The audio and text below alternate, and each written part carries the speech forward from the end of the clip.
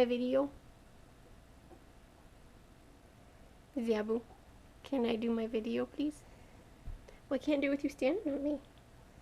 It doesn't work. No, because see, I would try to show a book, and then that would happen. So, no. Oh, okay. Go on. No, without the book. No, no, book stays with Mama. Thank you. I know. Yeah. Okay. Okay. Why don't you just sit right there?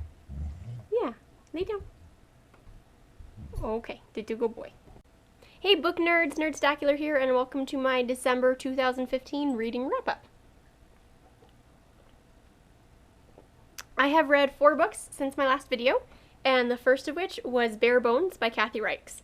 This is the 6th book in the Temperance Brennan novels, and in this one there are 2 cases going on that she's working to solve. The first of which is a baby that was put in a wood stove, and she has to determine, try to figure out who put the baby in the wood stove, and if it was alive when it went in.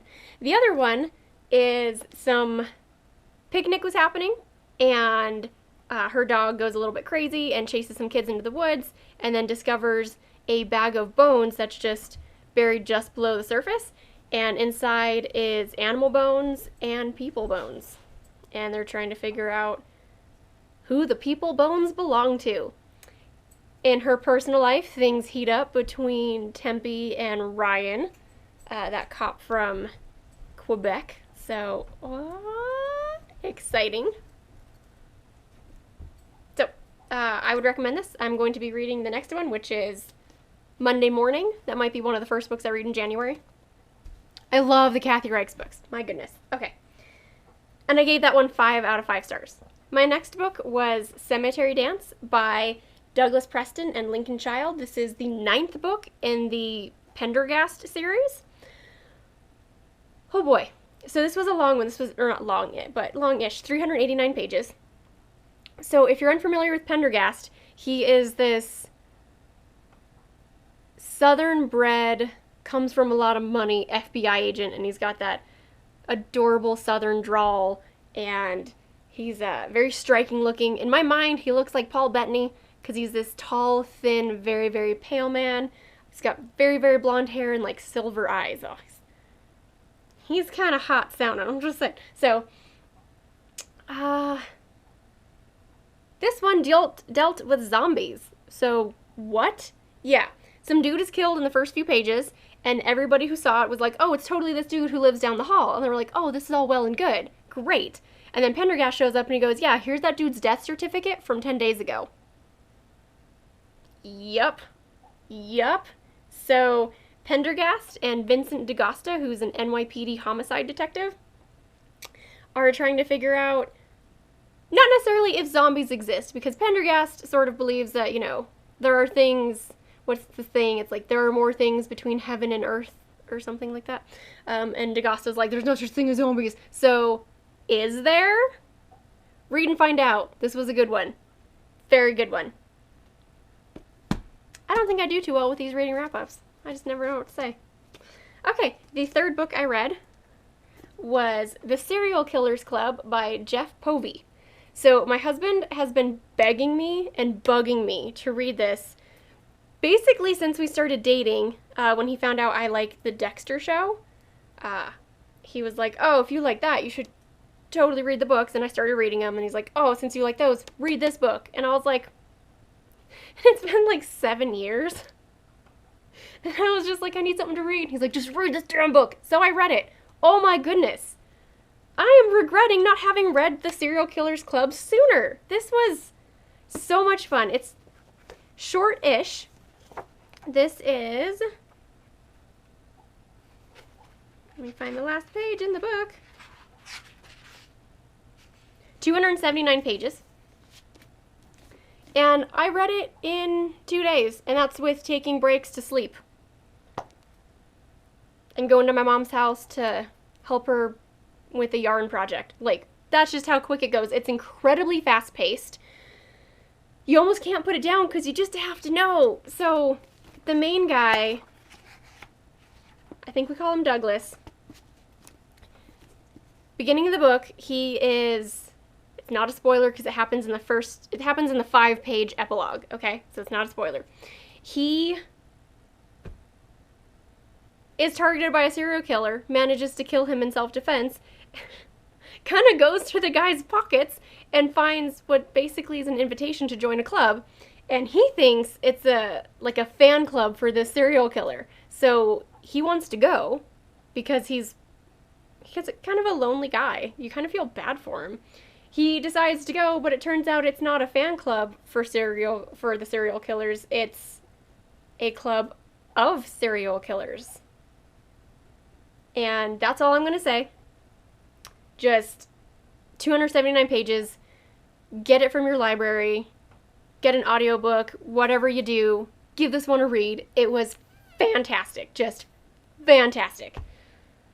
I gave it 4 stars. Last book I read, Sharp Objects by Gillian Flynn. I was incredibly excited for this because I very much enjoyed Gone Girl. I believe I gave Gone Girl 5 out of 5 stars. I gave Sharp Objects 2 stars. I didn't like this book.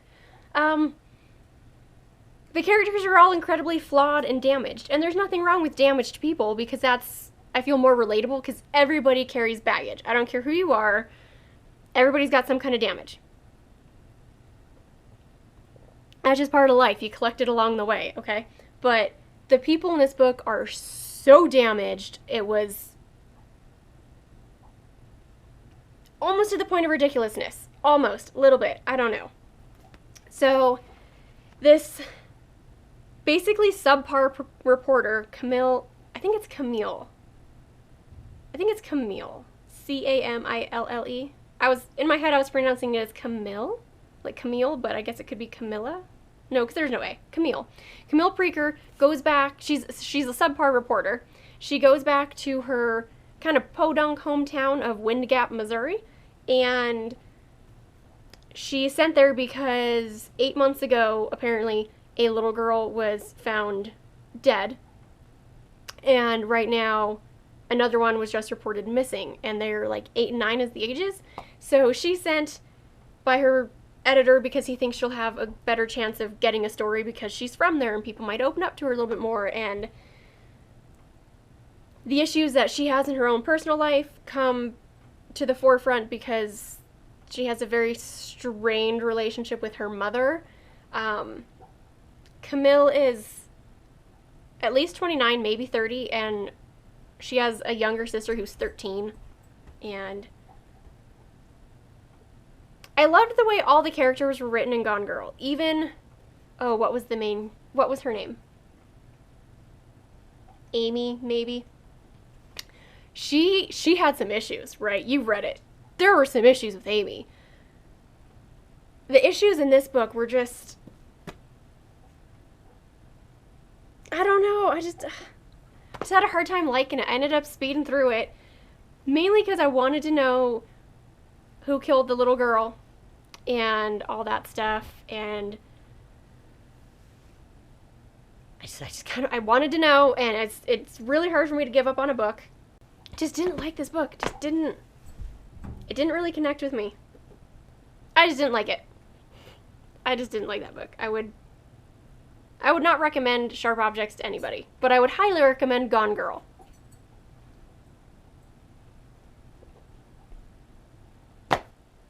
So I know I said I wouldn't really do TBRs, because I don't like TBRs, but I can tell you I will be reading Monday Morning by Kathy Reichs. It's the 7th book in the Temperance Brennan novels, and I know I'm going to be reading this because I can't wait to read it. I've thought about just sitting down and marathoning all the books, but I feel like I should put some other books in between there, but my goal is to maybe do at least 2 Kathy Reichs books a month, is the goal, depending on what other books come across my desk, as it were, that I feel like reading. So I will be reading that one. And that's it. Hope everybody had some happy holidays, made some good memories, and I hope everybody has a happy new year. And let's all look forward to a reading-filled 2016 with good books. Let's all hope for good books. And that's it. Read on, guys.